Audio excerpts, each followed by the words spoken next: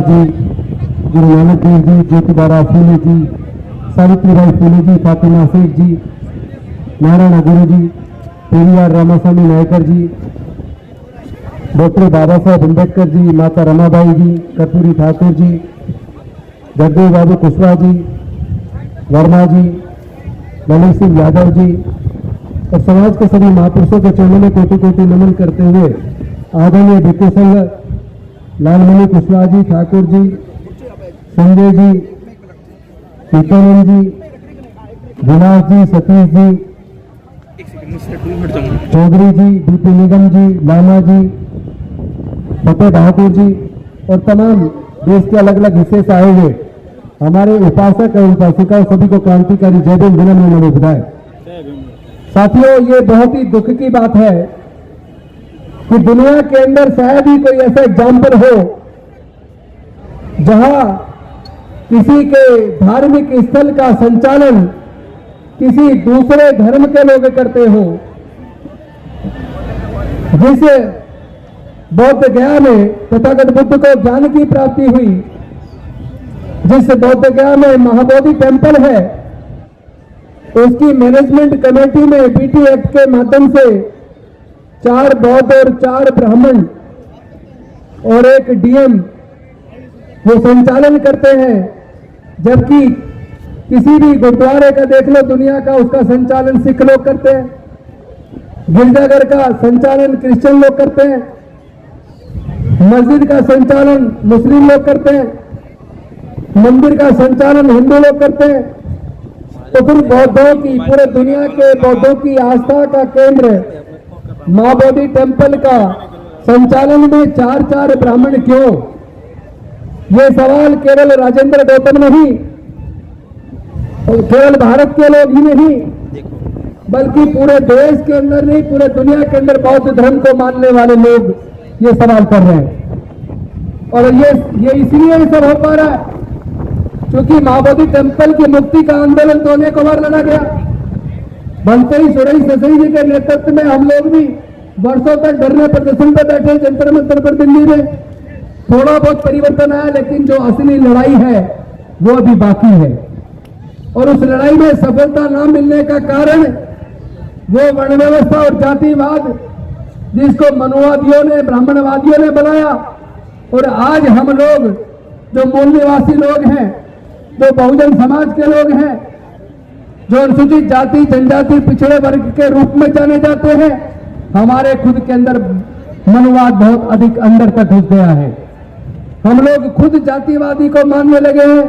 हमारे आपस में हम जातिवाद करते हैं, रोटी बेटी का रिश्ता करते नहीं है। जो लोग अपना इतिहास नहीं जानते वो कभी इतिहास नहीं बना सकते। हमारे लोगों को, देश के अनुसूचित जाति जनजाति पिछड़े वर्ग के लोगों को अपने इतिहास को जानना होगा, खंगालना होगा। जब हम अपने इतिहास को जान जाएंगे तो हमें पता लगेगा कि हमारे पूर्वज राजा महाराजा थे और भारत का ही नहीं दुनिया का इतना बड़ा साम्राज्य, मगध साम्राज्य, जिसकी राजधानी पाटलिपुत्र थी, जिसे आज हम पटना के रूप में जानते हैं। और बौद्ध गया का मुक्ति का आंदोलन की दूसरी लड़ाई यह पाटलिपुत्र के इस पटना के इस मैदान से शुरू हो रही है। इसको अब गांव-गांव तक पहुंचाना है। मैं जानता हूं कि आज के इस आंदोलन से कोई समाधान निकलने वाला नहीं है। आज के इस आंदोलन से ये बीटी एक्ट में कोई अमेंडमेंट आ जाएगा, ये उम्मीद मैं नहीं करता हूं। लेकिन मैं ये जानता हूं पाटलिपुत्र के इस मैदान से, पटना के इस मैदान से पूरे देश ही में नहीं, पूरे दुनिया के अंदर बौद्धों को ये संदेश चला जाएगा कि ये लड़ाई हम मिलकर लड़ेंगे तो जीत जाएंगे। हम बटे रहेंगे तो हमें कभी कुछ मिलने वाला नहीं है। जिन लोगों ने हजारों साल तक हमारे पढ़ने लिखने पर धार्मिक बंदिश लगा के रखी हो, जिन लोगों ने हजारों साल तक हमें संपत्ति से, ज्ञान से, व्यापार से वंचित रखा हो, वो लोग उस महाबोधि टेम्पल जहां अरबों करोड़ों रुपए का चंदा चढ़ावा चढ़ता हो, वो उसको छोड़ देंगे, मैं ऐसा नहीं मानता। लेकिन जिस दिन हमारे SC ST OBC के लोगों ने अपने महापुरुषों के इतिहास को पढ़ लिया और अपनी महत्वता को समझ लिया और इस बौद्धों की नगरी, बौद्धों की राजधानी, ज्ञान की स्थली महाबोधि टेम्पल के ज्ञान के इतिहास को जिस दिन हमने पढ़ लिया, उसके बाद बौद्ध गया की मुक्ति में 1 मिनट लगेगा। सरकार को सिर्फ बातें करना है, अगर हमने बिहार की सरकार को ये दिखा दिया है कि तुम हमारी वोट से चुन के गए हो, अगर हम तुम्हें जिता सकते हैं तो हरा भी सकते हैं। जिस दिन ये बात समझाने में हम कामयाब हो गए, एक दिन के अंदर, एक घंटे के अंदर अध्यादेश आएगा और यहाँ से जो 4 पंडे उसके अंदर बैठे हैं मैनेजमेंट कमेटी में, उनको आउट कर दिया जाएगा। पूरा का पूरा संचालन बौद्धों के हाथ में आ जाएगा और उसके बाद जो विधानसभा का सत्र होगा उसमें अमेंडमेंट बिल आएगा और उस बिल के माध्यम से हमेशा हमेशा के लिए मां बोधि टेम्पल बौद्धों को मिल जाएगा और वहां से फिर पूरा बुद्ध का धम्म पूरे दुनिया के कोने कोने में जाएगा। अभी तो सरकारें, जो मिडिल क्लास हमारी आवाज बनी थी, जो डॉक्टर बाबा साहब अम्बेडकर की कुर्बानी की वजह से हमारा पढ़ने लिखने का रास्ता बना, हमारा संसद विधानसभाओं में जाने का रास्ता बना, मंत्री, प्रधानमंत्री, मुख्यमंत्री, राष्ट्रपति बनने का मौका मिला, हमारे पढ़ने के रास्ते खुले, रिजर्वेशन पर नौकरी के रास्ते खुले, नौकरी से पैसा आया, थोड़ा मिडिल क्लास बना, तो इन्होंने देश के सारे सरकारी संस्थानों को प्राइवेटाइज कर दिया। शिक्षा को इतना महंगा कर दिया कि हमारे हाथ से शिक्षा छिन जाए। इसका मतलब देश से ये जो दलितों में, पिछड़े आदिवासियों में जो मिडिल क्लास बना है, ये लोग खत्म कर देना चाहते हैं। आईडी सही लगाओ, बौद्ध धर्म का आईडी उसको सही कीजिए, आईडी सही करो।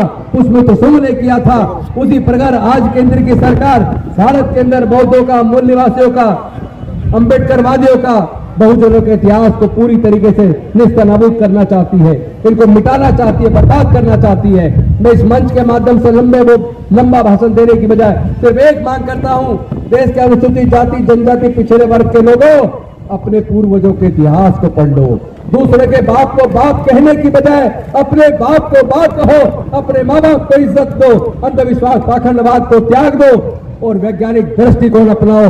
जब हमने पूरे दुनिया को बुद्ध दिया, हमने पूरे दुनिया को शांति, मानवता का संदेश दिया, हमने पूरे दुनिया को समता, स्वतंत्रता, बंधुता और न्याय का संदेश दिया और ये संदेश तथागत बुद्ध ने, हमारे आराध्य ने, हमारे जिनका आचरण करके, जिनके धम्म के माध्यम से हम लोगों में शक्ति आई है, ऊर्जा आई है, हम केवल बुद्ध के धम्म को आत्मसात कर ले, बुद्ध के ज्ञान को अंगीकार कर ले और अपने बीच फैले हुए जातिवाद को खत्म कर दे, आपस में रोटी बेटी का रिश्ता करें और हम सब लोग बुद्ध की शरण में आके बौद्ध बन जाएं। क्योंकि जब हमें पता लग गया हमारे पूर्वज बौद्ध थे, तो फिर हम क्यों गुलाम बने हुए, फिर क्यों अपने बुजुर्गों की सांस्कृतिक विरासत में, बुद्ध के धम्मे में गर्भावस्थी क्यों नहीं कर रहे। बड़ा सैलाब आएगा भारत में, फिर से बड़ा सैलाब आएगा, पूरा भारत बौद्ध में बनेगा, कोई दुनिया की ताकत रोक नहीं सकती। और इस काम को करने के लिए अगर हमें अपने प्राणों की आहुति देनी पड़े तो हम उसके लिए तैयार हैं।